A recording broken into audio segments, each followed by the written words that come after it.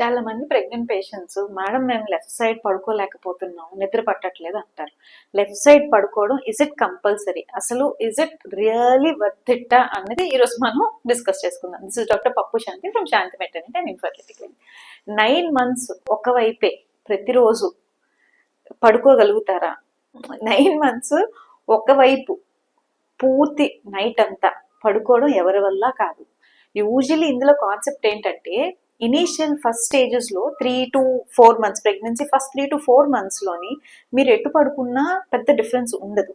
Baby grow అయినప్పుడు, అంటే baby wait పెరిగినప్పుడు మీరు ఫ్లాట్ గా పడుకున్నప్పుడు రక్తం కొంచెం బేబీకి తక్కువ అందుతుంది అన్న కాన్సెప్ట్ తో మేము left side పడుకోమంటాం.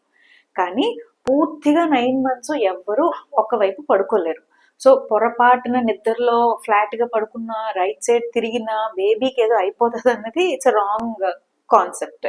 Usually left side పడుకుంటే బేబీకి బ్లడ్ ఎక్కువ అందుతుంది అన్న దానికి మేము అలా చెప్తాం.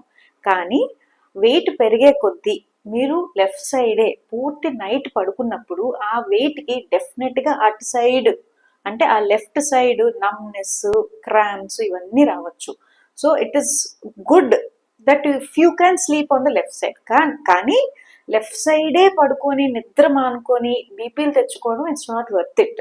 So sleep which ever position is comfortable.